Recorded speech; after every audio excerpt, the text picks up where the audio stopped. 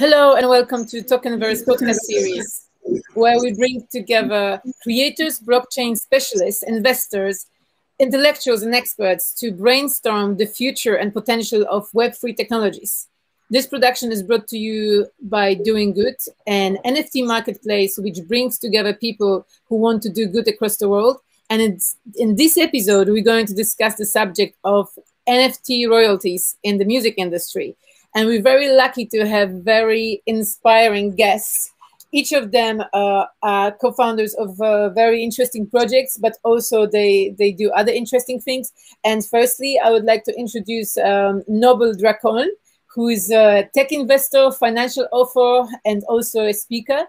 He is a co-founder of Band Royalty. Noble, would you be able to explain us what does Band Royalty do? Hey, good to meet you, Anya, and thanks for having me on the panel. Band Royalty was a kind of a brainchild of mine. I've been in the music industry on and off for 20 years as an investor in music royalties.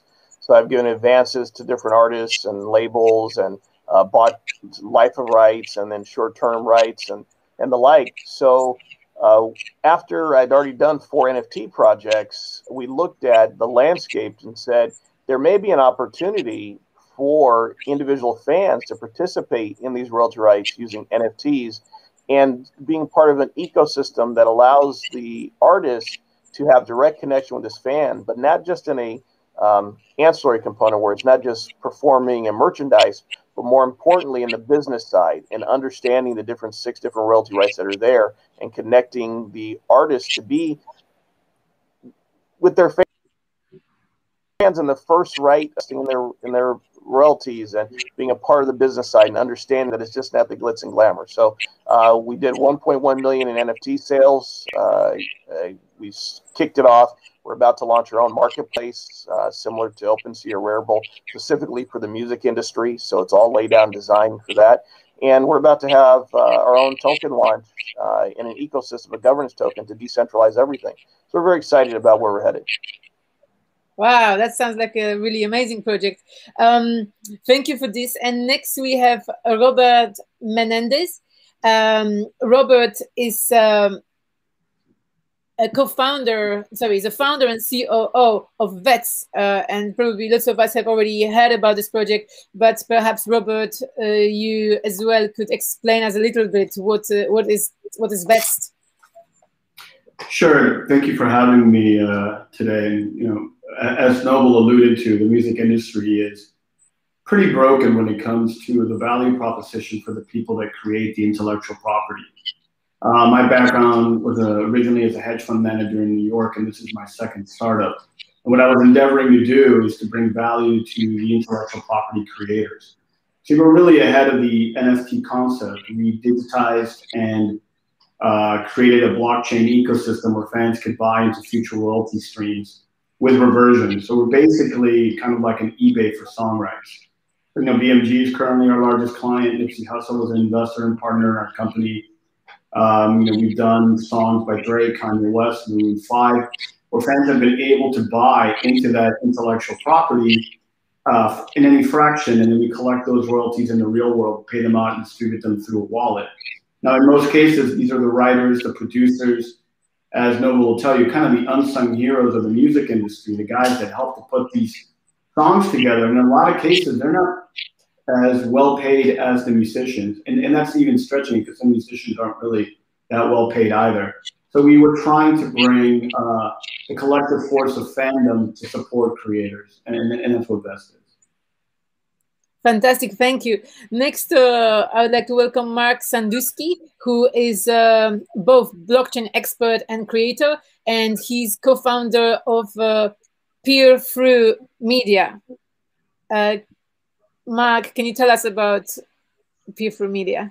Yeah, and also thank you for having me. Cool, great panel. So Peer Through Media is essentially a marketing firm for blockchain companies. We also do staffing. I've been in the blockchain space for a bit now, kind of just stumbled into it. I'm one of those people that likes to explore new things, be it music, be it crypto, be be it artificial intelligence, whatever it may be. And I got into crypto. I've been working in it for a while, and Peer Through Media looks to grow the industry by telling the stories of awesome projects and by recruiting for those companies and really just helping out in marketing and getting people to know about this new financial revolution. And outside of that, yes, I'm also, I play music and have a lot of fun. I've sold some NFTs personally myself a few years ago, and I've helped clients sell some larger scale NFTs. So I'm kind of a meld of this talk, I guess. So. Fantastic. It's great to have people from different different parts of the music industry business. And now Fio Paulet, do I pronounce your name correctly, Fio? Yeah. Yes. So Theo is a songwriter, vocalist, and instrumentalist. But at the moment, he's also creator relations manager at DoinGud. So now we have a chance to hear about a little bit more about what DoinGud does. Theo, can you tell us about it? So DoinGud is a new and revolutionary NFT platform. We're basing ourselves on basically creating a new market around curation. So essentially building an ecosystem of galleries. And the aim of our platform is to give back to social impact and to be able to measure that. So basically we're throwing in features that make the space transparent, interoperable, on top of the features I've just explained. So it's been super interesting for me to join this project for the last 6-7 months of launch. And here we are. So yeah, I have a background studying music and international marketing, and that's how I got into this space. So really excited for this talk. Thank you for having me. Great. So we have two musicians here. My name is Anya Pulo-Majchak. I'm a journalist and filmmaker. So I've been reporting for Getty Images, Vice Media, and Reuters. And currently I'm working on a couple of blockchain and crypto-based films, documentaries. So I'm really happy to be amongst you guys, and looking forward to, expand my knowledge on NFT in the music industry. So firstly, I would like to invite someone to initiate it and explain our listeners who perhaps are not so well versed on the NFT technology, what can we classify as NFT? Perhaps Max, you being a blockchain specialist, you can tell us what is your kind of formula, a little explanation what NFT is. Sure. Yeah. So an NFT stands for non-fungible token, and non-fungible essentially is a fancy word for unique. So really all an NFT is it's a single token that is run on a blockchain, and you can see this as like a ticket or a playing card or a host of all other things. It's oftentimes in the form of a little picture that is art, and it has a hash that points to it. So it's essentially you can own one unique item on the blockchain. Fantastic, thank you. And now, Noble, would you be able to tell us this technology, like just to introduce us, what kind of possibilities does it introduce for music industry? It's I think to just say for the music industry is probably limited. Worldwide, it just counts proof of ownership. Up until now, you need reams and reams of paper to prove your home, to prove who owns your car, to prove if you even own a piece of art in your home or something on your desk, a pen. We get receipts, but we don't have anything proving that receipt is ours. And so for the music industry, what that does is it creates a whole new way for us to track who owns what royalties, and to go back to an idea of ownership. We've been living almost in a 15, 20-year world where everybody's been essentially renting their lives. They rent their media, they rent cars to Uber and Lyft, they use Airbnbs and homes. And the problem is that the millennials have grown up in a world where they don't own anything. They don't have any wealth or storage of value. And so utilizing NFTs, and why NFTs have become so exciting, is that we've gone back to a sense of ownership. You get a chance to own your media, whether it's art, whether it's movies, whether it's music. and you don't have to take a physical storage. And that becomes a whole new value proposition when you're deciding to collect. So the music industry, it allows both the artists and the fans to finally intersect at a point of where ownership is proven, and you can actually very clearly, just through computer technology, determine who your real fans are, how many tickets they bought from you, how many t-shirts, what merchandise, and then to be able to reward those people directly by being able to scan their wallet and see through the NFTs how much they really appreciate you and if they're super fans. That changes the game completely. Up until now, we've all had to use third-party processes to figure out who wants to buy what, and that's hyper inefficient. So NFTs changes that game completely. Robert, yeah, Mark, do you have anything to add? Yeah, I just want to jump in here because in the context of this conversation, I feel like I should have added my definition to NFTs for the audience. They can very much be a contract. Token is just kind of a word we use for the blockchain, but as Noble was saying, an NFT can be a contract because it's a unique thing to one individual that is traced on the blockchain. Fantastic. Yeah. An example I like to use for this as well is the fact that, well, if you think of a cryptocurrency, you can exchange a crypto token against another crypto token. But for NFTs, you can't do that because you can't exchange an artwork that has its own value with another artwork that has a different value. And where maybe the value is difficult to assess against one another. So that's the difference. Absolutely. Robert, you were about to say something? I wanted to add something to the entire context of what Noble and the infrastructure that everyone's discussing. The elephant in the room is that all of this is happening without pillars of control in place.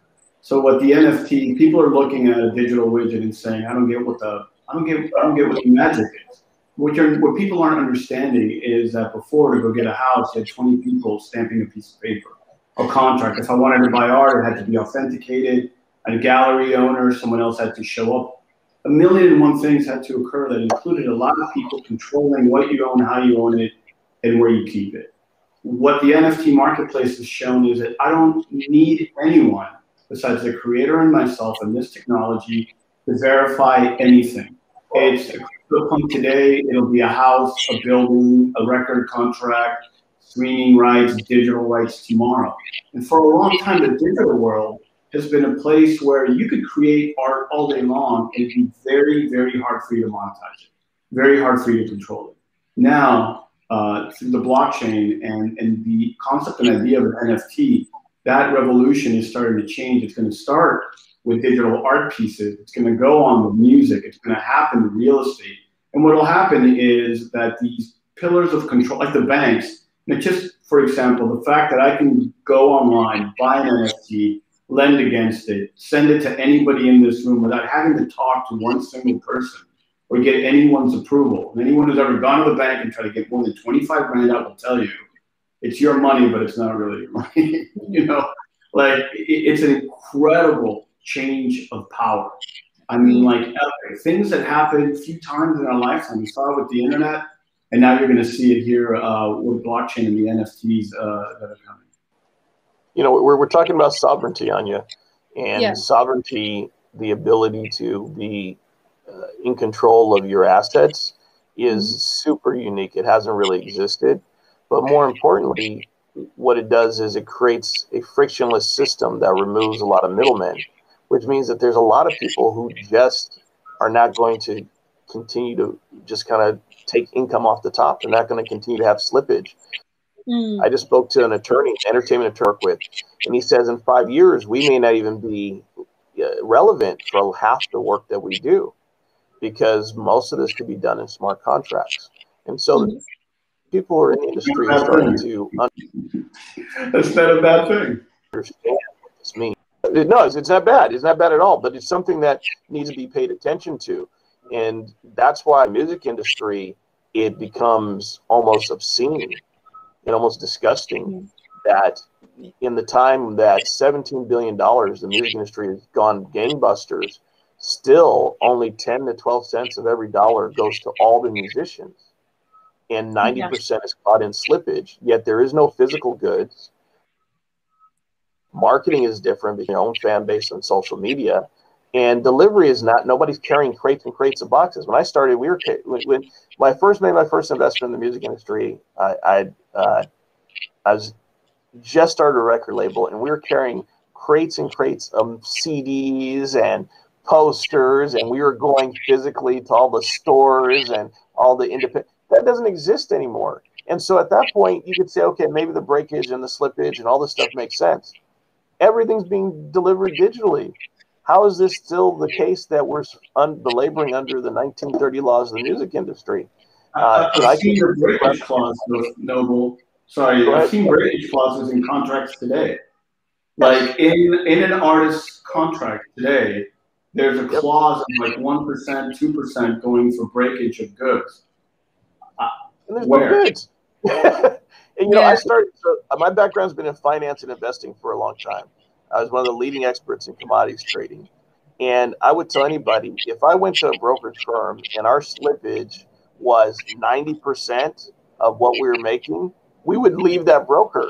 But unfortunately, the music industry has made people feel that this is the only, and because of that, you have people like Tory Lanez who are finally starting to get an idea, or Kings of Lion, who sold over $2 million of their record directly to fans. You have people starting to get an idea that, wait a minute, I went and curated and got the fans. The fans want to be connected with me. I should be able to sell directly to my fans. And that becomes very, in a bizarre way, which it shouldn't be revolutionary, but for whatever reason, it's considered revolutionary. Mm-hmm. But before we're going to talk a bit more about how this technology is going to take out the music industry out of the Middle Ages, I would like to take a step back and actually remind us what kind of formats can NFTs in music industry take. Because obviously, you know, there is like collectibles, there is like you can also have, you know, ownership in a music piece. There is tickets to concerts and so on. Does anyone want to tell us about that? Theo, perhaps you, because obviously on DoinGud, I know that for the moment it's just art, but like in the future, I assume that DoinGud is planning to sell different types of assets. Yeah, well, for us, it's interesting to see exactly what are the possibilities of NFTs short term and longer term. So obviously you have some more blatant ones that people are already using, which is VR, augmented reality. We're going towards holograms. We're going towards so many different things in the visual space. And it's really intriguing to see what we can do for artists that are music oriented. There are collabs possible for artists that are already under big record labels and have those kinds of contracts where they're not self-published at all, or don't control any of the process, might have an issue. But for the rest, there are massive opportunities in terms of, well, if you're willing to use the new medium to create new formats. I think that's the key. Whether it's visual, whether it's musical, whether it's any type of art, what you need is to bring the medium forward. Because the people that are just printing or scanning digitally the things that they already have in physical, and not doing something different with it, if they have good image to begin with, they might be able to sell it at a certain price. But you're not bringing anything to your collector. So that's what I'd say. Artists that are entering the space and looking at what they can do with music should be thinking about the medium. Yeah. To add to that, Anya, I think that the other phase of that too is, you know, NFTs are kind of the beginning of all this. You know, there's other protocols coming, you know, non-fungible assets, which we're looking to tie the assets directly to the blockchain as opposed to directing out to hashtags. And so at one point, we're going to see that you're going to have a quote-unquote artist or favorite musician NFT that unlocks everything. And we created something called the Music Mogul Club on our side, where those people who bought NFTs get entered into a world that they'll get access to a whole bunch of stuff. And those NFTs will give them a pass. And so every time they buy or acquire something, whether it's a ticket or a shirt as an NFT, digital clothing has become the rage. They even talked about it on the news the other day with the young man who's doing the kimonos. there's going to be a collection of items that'll be attached to your NFT series that will show your loyalty to that artist, and it'll basically be a walled garden of your relationship with that artist, and your NFT will be your passport to doing it. And I think that this is the beginning of so much. And you can use tickets, you can use collectibles, anything that an artist has now. It really is up to their imagination on what they want to utilize NFTs and connect with their people. On the Tory Lanez album, he had 7 art pieces distinctly made to match each song. So not only are you getting the music, you're also getting these unique art pieces once it's all delivered, or the drop at the end of the month. And so artist-musician collaborations, because we know cover albums have always been the big thing. That's the other side of the music industry, right? The photos, images of what rock looks like, and the cover of the music actually sold us to buy a lot of the music. We've created a whole nother collaboration opportunity, and we saw Elon Musk's wife do the same thing. She did her songs, and she turned around and created unique art pieces that matched it and sold $6 million worth. So there's a new way that creatives are going to start to collaborate. And I think that that's going to create new opportunities as well. Absolutely. And now I suppose is the time to talk also about the ownership of these goods that Noble just mentioned, because it seems like the NFT somehow shift the nature of ownership in the music industry and generally for creators. Are you able to explain our audience how does the question of ownership looks in the case of NFTs?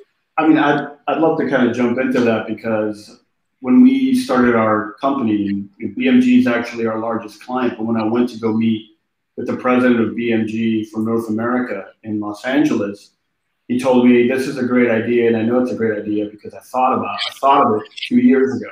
Right. So I said, great. Looks like we're going to do some business. But he said, here's the problem. I don't believe that artists and musicians are going to want to interact with this type of product. Right? This is, almost 3 years ago. He didn't envision a place or a time where a weekend, like the weekend, would, put his name and attach his name to an asset, or Jay-Z would buy a digital asset, or a variety of the artists, that are now doing these things. He just didn't think that bridge would happen. I disagreed with him completely, because I thought ultimately once 1 or 2 people do it and they do it well, right, it changes the narrative. And I think that this independence, this ability to be able to say, I'm going to go directly to my fans, I am going to provide them what they want in our relationship, and I'm going to be financially rewarded for it, and they're going to be financially rewarded for it. As silly and as simple as that sounds, was completely obstructed by contracts, by mental positioning. You're going to look like you're coming with a hat in hand. That was his whole thing. Like, no musician wants to look like they need money.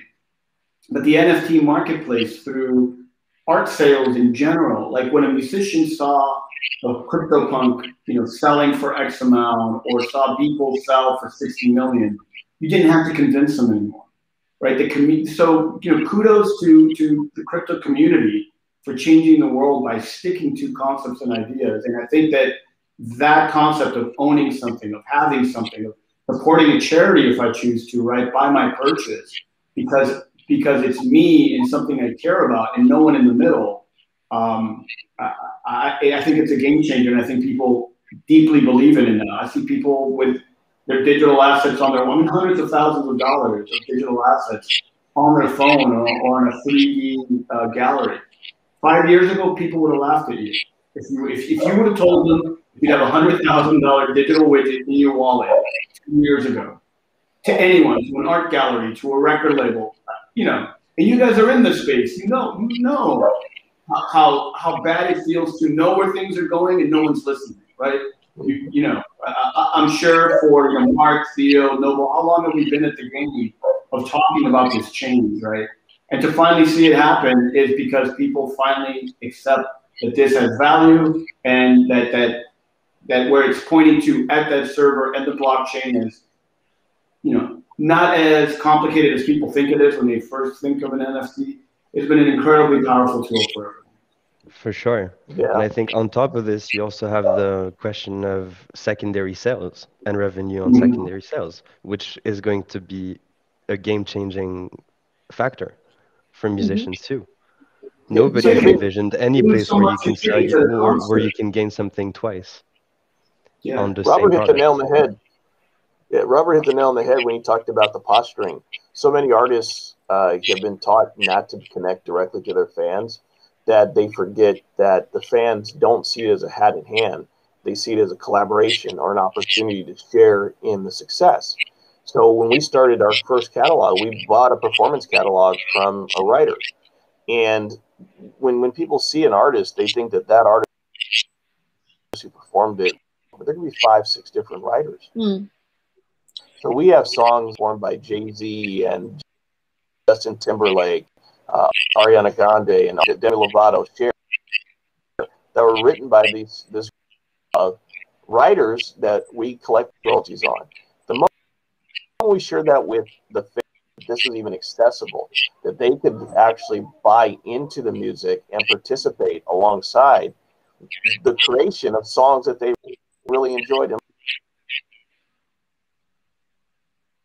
liked. Look at it as an opportunity to have some. They look at it as an opportunity, right? That they're moguls, more connected to the artist instead of being viscerally a participant in a voyeuristic way, but actually a participant side of music. I think part of the fundamental problem is most musicians don't really know how they make money. Many of them don't really understand how royalties work. They don't know how to calculate their various royalty streams, and they don't even know how to exploit all their royalty streams.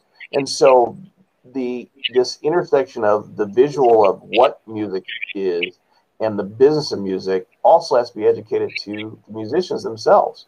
Most of them don't even know how to hold on to both their writer's side and their publishing side and collect money on sync publishing. So there's so many things that are broken in the industry that have been benefited from ignorance, that it's good to be able to educate both the fans and for us to learn that we're educating many of the musicians that are coming across our table about what it is that their business is what their business actually is. You know, people don't know. Merv Griffin wrote the theme song to Jeopardy, and because it's been a sync for all these years, he generated over $100 million to that theme song. It's a 30-second clip. And because Jeopardy went to syndication, it's been in reruns, etc., they get like $8.75 it's played. But this is the power of being in the music industry, and a lot of musicians don't understand the full value of what they have. And so they sell it away way too quickly doing a lot of the deals that they do. I wanted to ask... No, sorry, please. Sorry. I wanted to ask Mark, because he's a musician himself, and I assume that in your agency you get to talk and interact with many other creators. How would you react to what Noble is saying? Are the musicians and creators aware of this opportunity? Or do they no. Two things. One, I think they are unaware of a lot of traditional opportunities, as Noble's saying, like they're just not collecting their publishing or whatever it may be. I think a lot of musicians are becoming aware of blockchain and the opportunities it presents, whether it's literally selling a piece of your revenue, like these guys are doing. Or another thing I kind of wanted to touch on is it's kind of nice with NFTs, even if you're just doing an art piece. You know, 10 years ago, the thing for a musician to do was run a Kickstarter. And to me, that I never did that, because that kind of felt like the hat in hand. I forget who was saying that, but that kind of felt like coming in, like asking, because you're giving your fans something cool, but you're giving them like a t-shirt. But now if I'm running a collectible sale, not only are you giving them something like a t-shirt or a piece of art, you're essentially aligning your incentives to be financially aligned, because the better I do, the more money you'll make as a patron for supporting me. So like if I say, hey, I'm going to sell, 10 things that represent the 10 digital originals of my song. If I sell that and then you guys decide to buy it, and then in 2 years I become the next Justin Bieber, you guys will get rich for supporting me in the early days. And that kind of didn't really exist before this, unless you were a big record executive and had those connections and could make that happen. So yeah, I think musicians are starting to understand the opportunities, and I hope they're starting to understand that it's not hat in hand, as people said that, and it's more of like financial alignment with your fans. I think it's crazy that your fans can profit off of your success now, which is cool. And Robert, I've seen that Vets came up with something such as initial song offering, right? Yeah, the initial song offering. We wanted to create a point of excitement for fans to go in and participate in these rights. And what's really interesting is catalogs in general grow between 10 to 15% in value every year, but they're mismanaged horribly. And their own, the reason why I wanted to put them on the blockchain, and I'm currently raising money to buy catalogs to do a token issuance that will be supported by the breadth of catalogs, and in the hopes that musicians will want to, at some point, if we have enough liquidity, interact with that token instead of selling their catalogs for cash. Because, the US dollar is inflationary. If I gave you $1 million 10 years ago and today, the value proposition isn't there. But if I gave you, 10 million tokens that are attached to the valuation of catalog, well, that catalog's grown by 10 to 12% every year. And if you're a creator and you're selling your catalog, wouldn't you want to have a transaction where you can still participate if you choose to some degree? So there's a big value proposition that the tech can bring to the underlying asset itself. Catalogs are mismanaged. So, for example, Mercurian runs about a $2 billion fund where they've acquired a massive amount of A-list catalog over 50% ownership. All they did was re-register the songs. So for people out there that don't know what that means, is you go to each country and you make sure that your IP is registered there. He doubled the revenue because, and by the way, he bought these catalogs from big people, big labels, big publishers. They were just mismanaged so badly. And I think that this is one of the big components that the underpinning technology underneath NFTs and blockchain could be incredible for the writers, the producers, the musicians themselves. There's so much money left on the table. And then imagine being able to have a catalog, and if you own over 50%, I can create an NFT. And I'm working with a company in China right now called Mellows, where we signed a contract with Trey Songz, Method Man, we're in negotiations with DJ Khaled, Swiss Beats, where you'll be able to create with your favorite artist. So think of a mixtape where Method Man is dropping some bars, and you come and you add to it, and your buddy says, I'm going to do the beat and whatever. Now you have one song that you've made. It's not meant for streaming. The value is in the fact that you and your friends can listen to it or trade it, right? And it could be 1,000 or 1,000,000 of that. Like, that didn't exist before. You made a mixtape, that was it. Like, I mean, but now you can monetize that in a really beautiful way. And for the guys at the foundation of that and the people that help build it, they can make money, right? And if you're a charity and you have an artist that wants to do a mixtape for a charity, you could do that. It's an incredible new world. It's super exciting. And it all goes back to connecting everybody, Anya. It's that this is the beauty of where we're at with crypto and with the blockchain, and with it's finally getting all the middlemen out and getting the fans and the artists directly connected. And that's powerful. Absolutely. And when it comes, apparently up to date, 57% of the music related NFTs have been made by independent artists and brands. And at the beginning we were talking about how bad the state of the music industry has been so far. So I've been wondering about the record labels. Are they going to, do you think they'll be trying to jump on the opportunity and also kind of try to kind of issue NFTs and so on, and this kind of dynamic will shift in the upcoming months? Of course. The music industry has led so many technological revolutions, right? The jukebox, which was basically an automated computer, came out of the music industry. The reason why we even have direct blockchain or crypto Bitcoin is because Satoshi was inspired by BitTorrent, which was sending music back and forth, quote unquote, illegally in peer-to-peer networking, which was also previously inspired by Napster. We look at Apple. Apple rebuilt their whole entire business and created an iPod, which was the precursor to the phones that we have, to sell music. So there's no doubt that the embracing of the technology is coming, from CDs to tapes to 8-track. This is what the music industry does because it's ubiquitous. Everyone in the world makes, creates, and listens to music, and we're all have been looking for easy ways to consume it. And so the industry by default has succeeded and led the way in streaming. After killing Napster, all the money is being made in streaming.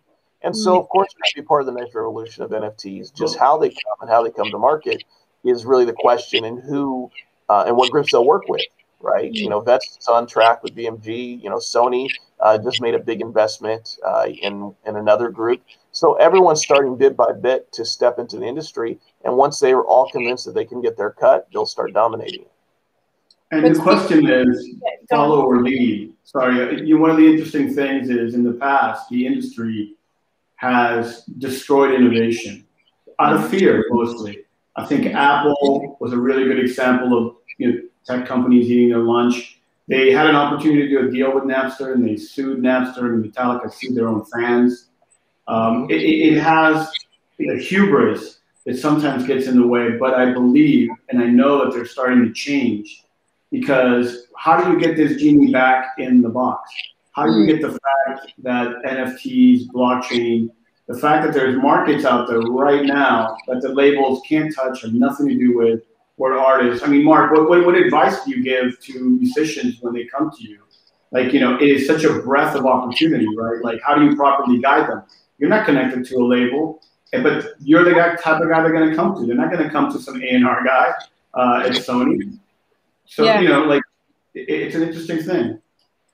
Theo, Mark, go on. No, go ahead.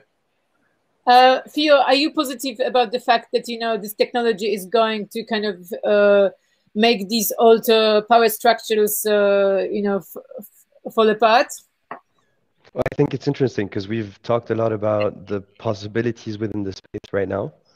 But it also depends on how the technology advances and making sure that a few factors and critical factors of the space are actually developed to become completely transparent, to make sure that the value of an NFT is actually kept in time and maybe has a longer longevity than the potential longevity of a platform. And that comes through having a fully decentralized space and stocking data in a decentralized manner and running our service through a decentralized way as well. So as long as 90% of NFT platforms actually do that, the value proposition is not the same. Because you're selling something where the value could be very low because it exists in a couple of years once the potential NFT, the NFT platform potentially goes bankrupt. So basically, there is still technological advancement to be made in this, and that's why it's really interesting for us to be developing this project, because we're trying to launch features that actually respond to all these issues, to be able to see if we can actually give a better value proposition for creators and for an entire community that can benefit from it, and add to the creators and collectors that can actually benefit from this, actually have collectives of artists, have brands that come into this because of social impact and how they can measure their impact through this. So Mark, Mark, do you want to add to this? Sure. I guess Theo touched on a good point of decentralization. I feel like we haven't super talked about that, in the sense of not only does it cut out the middleman, but it is this idea that if you launch something on the blockchain, it exists. It's not inside of some sort of other company's server or other walled garden. So you don't have to rely as much on, say, Capitol Records. And actually something that I see out there now, which is I don't want to say it's bad, but it's maybe not correct, is there are people kind of like launching NFTs, but all they're really doing is, it seems like they're just like selling a digital thing on their, I don't want to use a company's name because I don't know who's doing it, but like a server that's not an actual NFT. Because the thing is, if they if that company goes out of business, you no longer have your thing and it's worthless. The beauty of this is if I buy an NFT on, say, DoinGud, and you guys decide, you know, you don't want to continue, I still have the value and I still have the connection with the artist that made it, and I can just sell it on another platform. So I do think that the idea of decentralization is important in that sense too. Portability. I mean, you want to be able to move your assets, sell your assets. Like, yeah, I totally agree with that.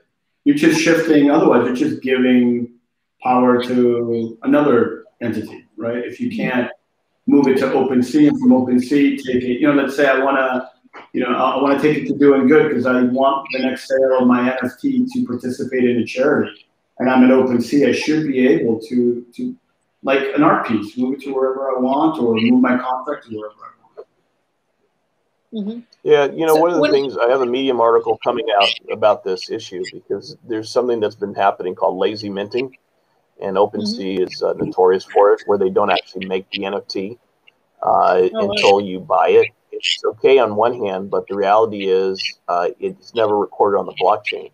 So there's a lot of things that are going on now that for the most part are not technically appropriate. But, you know, it still moves the conversation along. And so we don't, you know, we can't bash anyone for starting it, but we can't stay there. Yeah, there are for voices. lazy minting, it's a bit different, I think. Well, it can be used in different ways, because if it is actually minted when it's sold, then the actual sustainable impact of the platform and the energy use is much smaller. So that's why it's interesting to be using lazy minting. But you have to be actually minting the pieces when you're selling them, but you're actually holding off on doing so until it's actually sold, which means you're not using a necessary energy. Yeah, and it works to an extent, but it's hard to track, Dio, and that's the part of the problem, that you can't really find those on the blockchain. And so hopefully layer 2 will resolve the need to do it, because it becomes very fuzzy on who owns it, who controls it, who can block it. And OpenSea is notorious for blocking quote-unquote NFTs that are developed on their platform. Nice. Yeah, on OpenSea, I understand the use case. No worries. I mean, it's there is lots of voices that, you know, the NFTs and the music business, it's still like wild, wild west. And I was wondering what needs to happen in order for certain customs or standards to be developed.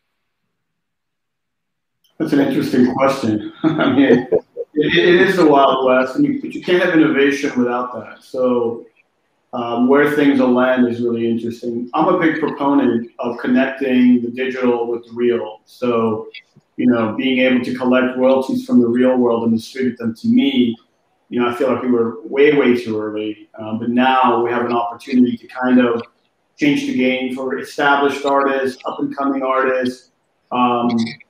You know, the real value in a music NFT is the music. I mean, it's not just a piece of art that goes with it, but the real value is that IP. It's a non-correlated asset. Market goes up, you know, market goes down. Music is like a really wonderful house in a really good neighborhood that always pays its rent, right? So if we could have a value proposition where you can participate in that and I can get paid and continue to create.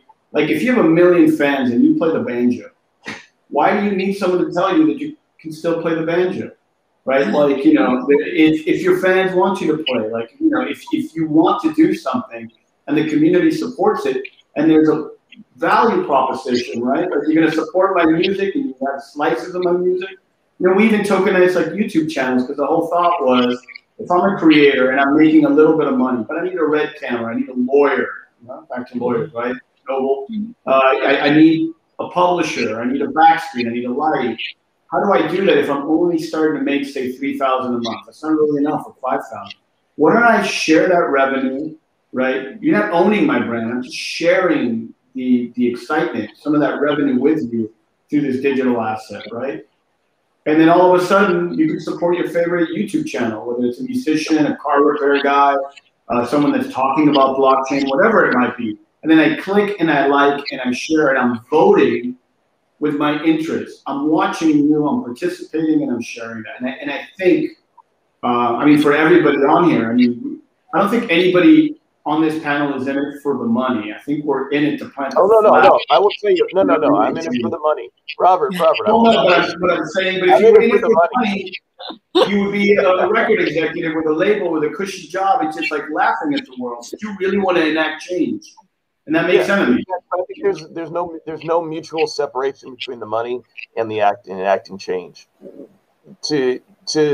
The goal is to get everybody more money, get the fans money. No, I agree with that. And us to be the conduit. And I want. But I don't want to make. Usually that's not mutually. Like if you talk to a guy that's running the type of business you're running, they're never saying, "Let me share that," right? So your thought process is revolutionary. And yes, it is about giving everybody else money and creating an ecosystem that adds value to you. But you're doing it by adding value to everyone else instead of the other way. You know how the industry is. I know exactly how the industry is. So when you talked about the Wild West, Robert, the music industry has never stopped being the Wild West, Anya. Every artist has an independent contract. You're talking about slippage and breakage when there's nothing to slip or break. I mean, it's always been Wild West. So there's never been a time where it's settled. But eventually everyone will start engaging and start doing things a different way. And that becomes the standard until the new thing comes up, and that becomes a new standard. Right. For sure. And now it's amazing. Yeah. Sorry. Go ahead. Theo, did you want to add on to this? It's fine. Don't worry. Yeah. I was wondering how can you convince the creators and the fans, then actors like you, Noble with Band Royalty, and you, Robert, with Vets, that you're not going to reinforce the old power structures, so you're not going to act like, the Universal and Warner, like all these other, old elite, which is, just eating the income potentially for the artists. Well, let's start with this. Number one, the elite and the Universal and the Sonys have done a great job of aggregating content and supporting artists and creating it. So I can't knock them for what has happened in the last, quote unquote, 25 or 30 years. They've done an amazing job of giving us more music, more genres, more people than ever before. That's never been the issue. The goal is not to convince anybody of anything. I want people to be educated. And in education, they will learn themselves what is right for them. 100%. Some people need to be in the old established system. They don't want to deal with trying to understand what their royalties are. They don't want to understand what their mechanicals are. They want their manager to deal with it, find a solid A&R, and to be invested in. And my goal is for them to understand what that comes with, that there will be recoupables, that there will be a percentage taken, that potentially in their 360 deal, they're going to give 25 or 50%. But they know, they walk in eyes wide open. And that deal may work for them because they don't want to be like the independents. But for the independents that are out there, I want to be a conduit that allows them to just do more. And maybe the hybrid deal in the future is that some people will take some money from the industry, they'll carve out a slice for themselves in their contract, and they'll make money over here too. There's not a either or. There's this Aristotelian logic of this on the A and this B is the right. That's not the way that I want artists to imagine. I want them to imagine themselves as a full, complete business, and they need to figure out what they need to do for Artists Inc. And sometimes it'll be go with a major, sometimes it'll be do some NFTs, sometimes it'll be able to do your own independent drop on your next album. Maybe you don't sign a 7-album deal, you do only a 3-album deal with an option for 3, and you do your own, whatever it is. But they need to go in with their eyes wide open that it is Artists Inc. and they need to want to know what these deals mean. They cross out the idea of slippage, and when it shows up, they may demand less on the recoupables. That an educated artist will work with us and work with the majors. We don't want a dismantling of the system because it works. There's never been a time more that we've had more music go to more places all across the world. Spotify is in 185 countries. People are listening to music that they would have never been exposed to otherwise if it wasn't for the establishment. But we want artists to be more intelligent in their decision making and not be blindsided. And when that happens, they sign better contracts, they open themselves to better opportunities, and then they start looking at their royalties in a different way. And that's where they come to someone like Band Royalty to interact with and DoinGud and whatever. We just want a smarter, more intelligent artist. Robert, what's your opinion on that matter? I mean, I agree completely with that, because I've been in rooms like with Nipsey where, you know, he was quoting Andreessen Horowitz to me. And then I've been in rooms with people where like, yo, I just want to show up and perform. I don't even know what rights I own. So 100% on both sides. I also think that the diversification of risk through new technologies, like if I'm a label and I see that you're selling out your NFT, your streaming numbers are strong, I know that I'm going to have to give you a different kind of deal. And I think the label ecosystem comes from 2 artists making money and 200 not making money for you, right? And how do we create contracts that protect us? And that system doesn't really apply anymore, right? Like during streaming, they came up with 360 deal. They own a piece of everything. And before, artists got to keep their touring, artists got to keep their merch. But they did that because streaming wasn't really doing anything for them at that moment. They were dying. But now that streaming is, you know, doing incredibly well for them, and new technologies are doing incredibly well for them, does that contract make sense? But you can't blame the tiger for being a tiger, right? You can only blame the guy going in the cage. So if you're an artist and, you know, you're walking in there not knowledgeable, not educated, of course you're going to get taken advantage of. I think the more options you have, you know, here's an old school NFT story, MC Hammer. MC Hammer was selling CDs after every show out of the trunk of his car. He was selling a retarded amount while he was touring. When the labels came to him and they were offering him a deal, he clearly told them, I'm making more money right now by myself just touring. You're going to have to do better than that. And because of that, he got one of the best deals in the record industry, right? So it's knowing your worth, knowing how you can monetize your worth, and having the tools to do it. And that's, I think, what the NFTs and the blockchain will provide, other opportunities. As a musician, let's say I have a charity, I can now go to DoinGud, right, and put something together. If I don't know what to do as an artist, I can go to Mark and say, hey, Mark, can you help me put a strategy together? What can I work with? It's all there for them. They just have to know. But 20 years ago, what did you have? You had, who did the lawyers work for, Noble, that artists have?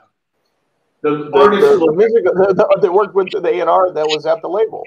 They work at the label. The lawyers work at the label. Like, so this is the first time where they have power outside of that machine. And it's not a negative thing. This isn't an anti-label component, because believe me, there's people there that have been a part of some of your favorite songs happening. Like, Blondie, her first album, it's, they put $1 million into Blondie for that amazing album that you heard. Before that, she was like garbled punk rock, right? There's a lot of stuff that happened within that system. Could it be better? Yes. Will this technology help? 1,000%. Mark, you have done NFTs, right? Sorry? Mark, I think Mark has produced some NFTs, haven't you, Mark? I have, not so much as a musician. I don't really even know. I guess as an artist, I just think that it's a fun place to play around with. So one thing I made, this was in 2018, early 2018, is I just heard about like this ownership on the blockchain. I was in ERC20s, which is fungible tokens. But I started to think NFTs are kind of interesting. So I made an animation of this little cartoon, and I pretended, and I like pointed a gun at him. And I pretended that he was like, I'm held ransom on the blockchain. Please, someone let me out. And he was like in a little dungeon. And I just put it up because I was like, all right, I guess that's like, well, I was kind of trying to, I don't know. And it sold for an ETH within like 5 minutes. And it since sold for like 2.5 ETH. And as a creator, I get some of that money back. But really the point of that story is like, I want to kick back to what you had is what type of standards and what type of things does this need to not be the Wild West? I think a lot of that is artist driven. Like, I don't know if anyone has completely done this right yet. And that's no offense to anyone, because I haven't either. It's literally just like, there's still such a playground. And that's kind of why I made that first NFT, and sure, that worked on the small thing, but the idea was like, maybe that then funds like the next episode, and that's a cartoon series. Like, maybe in the future we're going to watch Nickelodeon, and at the end it's like, buy this character, there's 3,000 of them left, and you get them. So I think what I'm trying to say is, if you're an artist, I think it's worth you looking into it, because the space is wide open. There are a lot of resources like the people on this call that are happy to help you and have systems in place, but there's also no clear direct path right now, and you're the artist and you're the creative person, and like just play, like do something weird with it, because there's no right answer yet, is I guess what I would say. It could be a bit overwhelming for some creators, right? Because you have, but it's also fun. That's why you have Mark. Call Mark. Call Theo. I mean, call Noble. I mean, you can't throw a rock without finding one of us. And because we're so excited about this, we're always happy to talk about it. And I would say, if you're a creator, be the first. Take a risk. I'm talking to a friend who's in the movie business.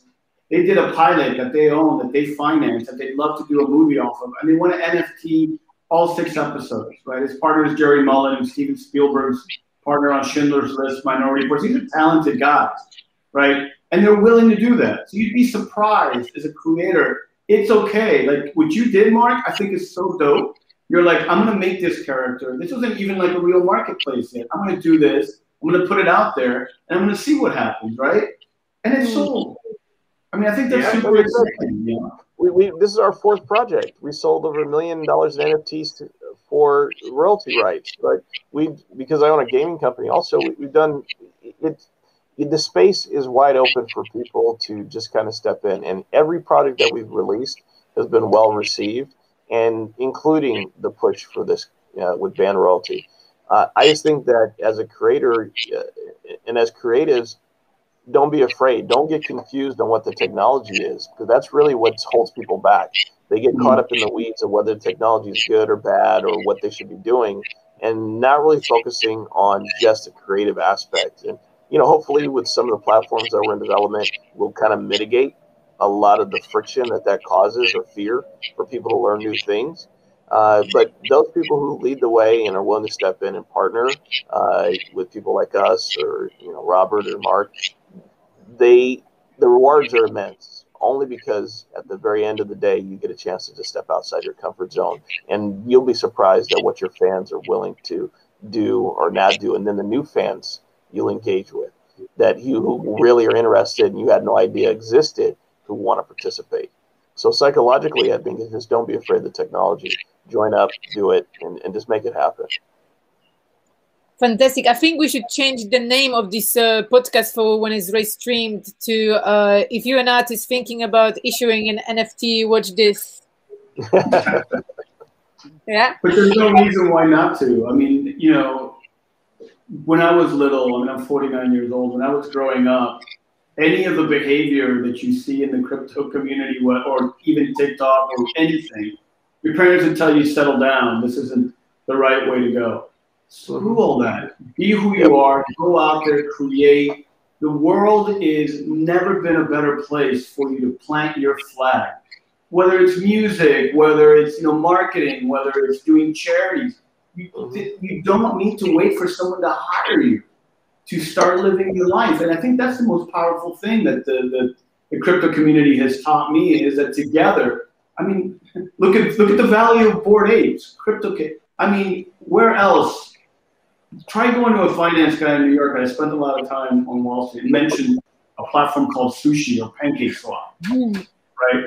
I mean, you guys made that. Like, this happened because the community agreed to participate and build. It's a wonderful moment to be alive. I'm just sad that more people are dismissive of it and won't take the time to really explore it. Yes, a wonderful moment to be alive. I love that quote. Do you have any questions to each other? Well, I mean, I'd love to hear, Mark, you mentioned a little bit about what you do, but I'd love to hear a little bit more about your company. Out of everyone's companies, you're the only one I didn't get a chance to really research. Sorry? Mark, I'd like to hear about his company. I didn't get a chance to research his company before the call. Yeah, so my company is really just a service provider. We're all about just growing the ecosystem, and our bread and butter is video. We create videos for platforms. There's like a lot of videos on CoinList. My company has made a lot of those. What is this project? What is that project? Those animations we make, we help with copy. And then we also just help bring people into the ecosystem because as we've kind of been talking here, my main thing was I've always just kind of dabbled around, like, you know, I was selling hot sauce down in South America. I was trying to be a musician. I was trying to do that. And then I kind of found this crypto community, and I thought the ethos of it were awesome, for creators, for people who, as you were saying, like, you don't need someone to hire you. There's so much opportunity. So I just try to grow that space is really what I try to do. And I do that by partnering with bigger brands and bigger companies in the industry, like Consensus, Ample, Centrifuge, all those. And I tell their story, and hopefully I can also attract some talent to their company, because I think we're in a huge shift right now. And I'm just trying to help facilitate that shift, both through storytelling and human capital. Just getting more. I'm really glad I asked, because I have some introductions for you. I think that where we get kind of caught up in the weeds sometimes is we build something and then we need to explain it, right? Like, how do I explain to people that royalties only get paid semi-annually, and what those, I mean, as Mobile will tell you, there's a variety of rights, but I have friends that are looking at doing, you know, real estate. So tokenized components on tax credits on real estate, which is more complex than normal. But this is, I think, where, you know, it starts turning into really revolutionary aspects, $4 trillion marketplace, right? That could possibly change. How do you explain that in a clear and logical way? Or music rights, like, how do you explain someone, what's the difference between masters, publisher, and song rights, and then what's the mechanical royalty, right? So I'm really glad I asked, because where the rubber meets the road is people wanting to work with your protocol and what you're building. Yeah, please. Yeah, I'll do an email intro today. Yeah. Mark@peerthrough.com. I think we should generally continue this conversation after this podcast, but sadly we're running out of time. And I also encourage all the listeners to reach out to all the projects being presented here. And so thank you so much, all of you. It's been a pleasure. Thank you for your time. No, thank you. Yes, I would like to invite everyone to our podcast same time and same day next week, where we'll be talking about NFTs for photographers. But for now, thank you all once again. It's been fantastic talking to you, and I think everyone has learned a lot. Have a great week, everyone, and talk to you soon. Bye-bye. Thank you. Bye-bye. Thanks for having us. Thank you.